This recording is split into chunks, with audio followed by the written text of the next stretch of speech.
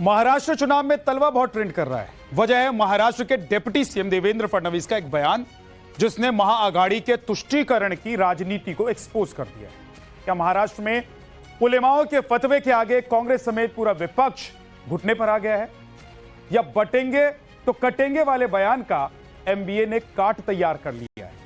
देखिए महाराष्ट्र के महायुद्ध की ग्राउंड जीरो से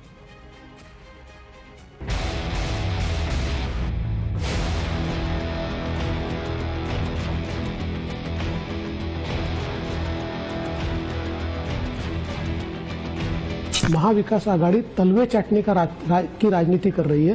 मैं एक उदाहरण आपको कहना चाहता हूँ। किसके तलवे चाट रही है? मुस्लिम उलेमाओं के। क्योंकि मैं उदाहरण आपको बताना चाहता हूँ। अभी उलेमा काउंसिल ने उनको समर्थन घोषित किया, 17 मांगे उन्होंने रखी थी। इन्होंने बाकायदा पत्र दिया है कि 17 मांगे हम मंजूर करते हैं। महाराष्ट्र के डिप्टी सीएम देवेंद्र फडणवीस के इस बयान के बाद तलवा ट्रेंड कर रहा है। चलवा चाटने वाला जुमला हॉट टॉपिक बना हुआ है। वजह है चुनाव में मुस्लिम वोट के लिए एक नया इकोसिस्टम खड़ा होना। मुस्लिम वोट बैंक को महाआघाड़ी की तरफ मोड़ने के लिए मुफ्ती मौलाना पहले गुप्त प्रचारक बने थे, लेकिन अब सब कुछ खुल्लम खुल्ला हो रहा है। उलेमा और मौलाना बता रहे हैं ईवीएम का कौन सा बटन दबाना है। हुआ ये कि ऑल इंडिया उलेमा बोर्ड ने महाविकास आघाड़ी को सपोर्ट के बदले अपनी डिमांड लिस्ट थमा दी। एमवीए ने उसे कबूल भी कर लिया। इसी चुनावी कबूलनामे के बाद महाराष्ट्र के डिप्टी सीएम देवेंद्र फडणवीस के इस इंटरव्यू की चर्चा चरम पर है। मुझे उसमें आपत्ति नहीं है अगर कोई मांगे रखता है, कोई मंजूर। मांगे कौन सी है? मैं एक मांग आपको बताता हूं। उसमें से एक मांग उसमें से है 2012 से 2024 तक महाराष्ट्र में जो दंगे हुए, उन दंगों में जिन मुस्लिम समुदाय के लोगों पर केसेस हुई है, वो सारी केसेस खारिज की जाएगी, वापस ले ली जाएगी। अब मैं सवाल पूछना चाहता हूं कि ये कौन सी राजनीति चल रही है? फडणवीस फायर हैं। वजह है महाराष्ट्र में मुस्लिम वोटों की डील फाइनल होने का दावा, वो भी सभी शर्तों के साथ। संघ पर प्रतिबंध, मुस्लिम आरक्षण, दंगाइयों की रिहाई जैसी मांगे एमवीए को कबूल हैं। देवेंद्र फडणवीस साहब आज की डेट में अपना मानसिक संतुलन खो चुके हैं। चुनाव में आने वाले हार से वो हताश भी हैं, निराश भी हैं, और उनके सहयोगी लोग उनको विरोध कर रहे हैं, उससे भी बहुत हताश और निराश हैं। तो उल जलूल और फिजूल की बातें कर रहे हैं। उलेमा बोर्ड का कोई लेटर था या उसका कोई जवाब था, सब पहले से तय हो चुका है, क्लियर हो चुका है, फेक है। कांग्रेस के प्रवक्ता इस पैक्ट को सिरे से खारिज कर दिया है, लेकिन ऐसे तमाम दावे सामने आ रहे हैं जिसमें कहा जा रहा है कि ऑल इंडिया उलेमा बोर्ड ने महाविकास आघाड़ी को सपोर्ट करने के लिए जो शर्तें थी उस पर सहमति बन गई है। और पर्दे के पीछे हुई इस पैक्ट के बाद सवाल उठाए जा रहे हैं, क्या महाराष्ट्र में मुस्लिम वोट पाने के लिए महाविकास आघाड़ी अपना सब कुछ दांव पर लगाने पर तुली है? भी हमारे किसी सहयोगी संगठन ने और विशेषकर आरएसएस ने इस प्रकार के फतवे जारी नहीं किए। मुसलमानों की राजनीति बीजेपी शुरू कर चुकी है 10 साल पहले। मुसलमानों की राजनीति हमने कोई शुरू नहीं की। महाविकास आघाड़ी उलेमाओं का सम्मान करती है, उनकी मांग का सम्मान करती है।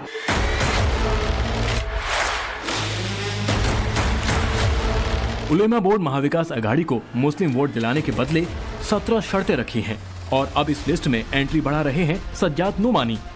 मौलाना सज्जाद नोमानी ने एक पूरी लिस्ट जारी की और ऐलान किया कि महाराष्ट्र चुनाव में सज्जाद नोमानी और उनका एकता फोरम महाविकास आघाड़ी के 269 उम्मीदवारों को खुला समर्थन करेगा। मुझे मालूम है लोकसभा के इलेक्शन में आपके कुछ लोगों ने बीजेपी का साथ दिया था।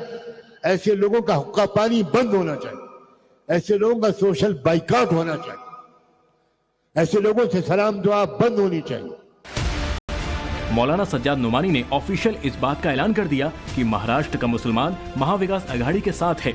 महाराष्ट्र में वोटिंग से करीब एक हफ्ते पहले से मौलानाओं ने खुलकर वोटिंग करनी शुरू कर दी है। मुसलमानों से आधिकारिक तौर पर अपील कर दी है कि चुनाव में एमवीए का ही बटन दबाना है। क्या बेशरम लोग हैं? मस्जिदों को शहीद करने वालों का तुम साथ दे रहे हो, मस्जिदों पर बुलडोजर चलाने वालों का तुम साथ दे रहे हो। कह दो कि हमारा नाम अब मुसलमानों का नाम नहीं है, हम आज से घनश्याम दास हैं, कह दो, ऐलान करो। ये आधा तीतर आधा बटेर नहीं चलेगा। महाराष्ट्र में मुफ्ती मौलाना ब्रिगेड ग्राउंड जीरो पर मोर्चा संभाल लिया है। मुस्लिम मोहल्लों में घूम घूम कर डायरेक्ट मैसेज दे रहे हैं। महाराष्ट्र में मौलाना मुसलमान वोटरों को क्या मैसेज दे रहे हैं, इसे आसानी से समझा जा सकता है। आपको क्या लग रहा है किस ओर जा रहा है जनता का रुख इस बार? जनता ये बीजेपी से परेशान है, तो जनता महाविकास आघाड़ी को इस बार चुन के जरूर लाएगी। अंधेरी वेस्ट की बात कर रहे हैं ओवरऑल महाराष्ट्र में शिंदे के काम से खुश नहीं है? शिंदे अभी कैसा, शिंदे को इनको नुकसान लोकसभा में हुआ, इसीलिए उन्होंने नया कुछ ला रहे प्लान, लेकिन वो फेलियर प्लान है। फेल कैसे? बीजेपी बटोगे तो कटोगे, एक रहोगे तो सेफ रहोगे के नारे के साथ बढ़ रही है। वहीं विपक्ष की ओर से खुल्लम खुल्ला मुस्लिम वोटों की लड़ाई लड़ी जा रही है। यही वो चिट्ठी है जिसे लेकर जंग छिड़ी है। इसे ऑल इंडिया उलेमा बोर्ड महाराष्ट्र के चेयरमैन नायाब अंसारी ने महाविकास आघाड़ी को लिखा है।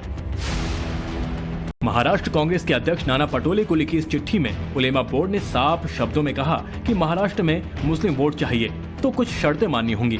उलेमा बोर्ड की ओर से चिट्ठी आई तो एमवीए ने न सिर्फ इस पर अपनी सहमति जता दी, बल्कि एनसीपी की तरफ से उलेमा बोर्ड के नेताओं को चुनाव प्रचार के लिए आमंत्रित भी कर दिया गया है। यानी समर्थन की शर्त है, वोट की शर्त है, प्रचार की भी शर्त है। महाराष्ट्र में मुस्लिम वोटों की डील कैसे फाइनल हुई है, आगे बढ़ने से पहले इसे समझ लीजिए। महाराष्ट्र में अखिल भारतीय उलेमा बोर्ड ने कांग्रेस पार्टी की अगुवाई वाले एमवीए गठबंधन को अपना सपोर्ट दिया है। मराठी मुस्लिम सेवा संघ ने 180 से अधिक एनजीओ के साथ मिलकर एमवीए का समर्थन किया है। मौलाना सज्जाद नोमानी ने भी एमवीए के 269 उम्मीदवारों को अपना समर्थन देने की पेशकश की है। एआईएमआईएम ने महाराष्ट्र के हटपर सीट से एसडीपीआई उम्मीदवार अजहर तंबोली को समर्थन दिया है। एसडीपीआई प्रतिबंधित पीएफआई की राजनीतिक शाखा है। इसी तरह एसडीपीआई ने औरंगाबाद सीट से एआईएमआईएम उम्मीदवार इम्तियाज जलील का भी समर्थन किया है। इस डील का टारगेट तय है। टारगेट है मुस्लिम वोट में बंटवारा ना हो। ऐसे में एमवीए और उलेमा बोर्ड के बीच मुस्लिम वोटों की डीलिंग पर महाराष्ट्र के मुसलमान का मूड क्या है, इसे देख लीजिए। मोहम्मद हामिद, क्या लग रहा है किसकी सरकार बन रही है? उद्धव साहब की बनेगी हमारे तो, उद्धव साहब की। कौन सा शिवसेना का कौन सा गुट सबसे स्ट्रॉन्ग है? ये शिवसेना उद्धव साहब का, उद्धव साहब। महाराष्ट्र में आएगी शिवसेना आएगी और क्या। शिवसेना कौन सी वाली? दो गुट हो गए अब। ये उद्धव शिंदे। ये वीडियो सोशल मीडिया में खूब वायरल है। वीडियो को लेकर दावा किया जा रहा है कि ये वीडियो उस वक्त का है जब उद्धव ठाकरे अपने करीबी अजीत और सचिन अहिर को मुसलमान उलेमाओं के बीच में वोट के लिए भेजा था। लेकिन गौर से सुनिए उद्धव के दूतों से मुसलमान उलेमा कैसी बात कर रहे हैं। आप लोग जिस फिक्रों को लेकर आए, हमारा हर साथी आपकी शाना बचाना और आपके कंधे के साथ कंधे मिलाकर खड़ा है। पूरी मेहनत करेंगे। पिछले इलेक्शन में भी आपने देखा है और आपको इकरार भी करना पड़ेगा कि नहीं, उलेमा ने मैदान में आकर मोर्चा संभाला। महाराष्ट्र में किसे वोट करना है, इसका फैसला तो करीब करीब हर वोटर ने मन ही मन में कर ही लिया होगा। लेकिन आखिरी फैसला बनाने से पहले ओवैसी कैसे एक्टिव हैं और इलेक्शन के कीवर्ड को दोहरा रहे हैं, इस पर भी गौर करना बहुत जरूरी है। बोल रहे जिहाद, वोट जिहाद, धर्म युद्ध, लगता है फडणवीस तुम जरा थोड़ा दिमाग। अब की बार महाराष्ट्र का पूरा इलेक्शन भाईजान वाले सेंटिमेंट के इर्द गिर्द घूम रहा है। जगह जगह मौलानाओं की एडवांस बुकिंग करवा दी गई है। मौलाना और मुफ्ती पब्लिकली कांग्रेस कैंडिडेट के लिए चुनाव प्रचार कर रहे हैं। मुस्लिम मोहल्लों में घूम घूम कर मोदी के खिलाफ बयानबाजी कर रहे हैं।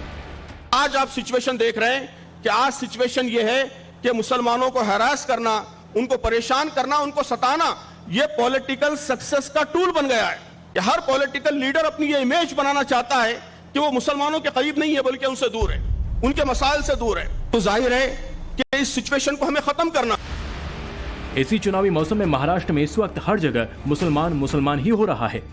मोदी से कैसे लड़ना है, योगी से कैसे लड़ना है, मजमा लगाकर भीड़ बुलाकर ऑन कैमरा ट्यूशन दिया जा रहा है।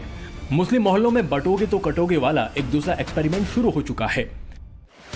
मौलाना और मुफ्ती चाहे महाराष्ट्र में बैठे हों या महाराष्ट्र के बाहर हों, वो जानबूझकर अपनी तकरीर में महाराष्ट्र और मुसलमान वाला एंगल फिट करके परोस रहे हैं और वही वीडियो महाराष्ट्र के कोने कोने में पहुंचाया जा रहा है, जिसका मकसद ही एक है कि मुसलमान पूरी तरह से एकजुट हो जाएं, मोदी को सियासी नुकसान हो जाए। इसका सैंपल आपको ओबेदुल्ला खान आजमी की इसी स्पीच में जरूर दिख जाएगा।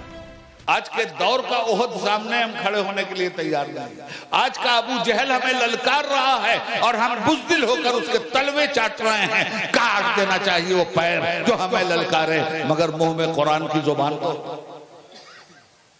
हक है। ये आईना नहीं देखिएगा तो अपने को नहीं पहचानिएगा। भेड़ियों में बकरियों में रह रह के शेर भी बकरी बन गया। बकरियों में पल रहे हो। महाराष्ट्र में 9 सीटें ऐसी भी हैं जहां मुसलमानों की आबादी 40% से ज्यादा है। 15 सीटें ऐसी हैं जहां मुस्लिम वोटरों की तादाद 30% है। 38 सीटें ऐसी हैं जहां मुस्लिम आबादी 20% के आसपास है। इसलिए हर किसी की नजर मुस्लिम वोट बैंक पर है। यही वजह है कि महाविकास अघाड़ी की सबसे बड़ी पार्टी कांग्रेस के कैंडिडेट्स के लिए मौलानाओं और मुफ्ती की टोली ने मोर्चा संभाल रखा है। वोटिंग से पहले ही जबरदस्त सियासी बयानबाजी हो रही है। इसी दाव के पीछे महाराष्ट्र की ऐसी 45 विधानसभा सीटें जहां मुस्लिम वोटर अहम हैं, इसमें मुंबई की सीटें भी शामिल हैं। फिलहाल महाराष्ट्र में महासंग्राम इस बात को लेकर छिड़ा है कि 23 नवंबर के बाद मंत्रालय में किसकी सरकार बनेगी। अब एमबीए को मुसलमान का एक मुश्त वोट मिलता है तो वह एडवांटेज वाली पोजीशन पर होगी। इसलिए इसे काउंटर करने के लिए बीजेपी बटोगे तो कटोगे नारे के जरिए हिंदुओं को एकजुट करने की कोशिश कर रही है। तो वहीं मुस्लिम मौलानाओं का प्रचार तंत्र महाराष्ट्र के मुस्लिम मोहल्लों में फुल एक्टिव है। मुंबई से अतुल सिंह के साथ ब्यूरो रिपोर्ट, टाइम्स नाउ, नव भारत।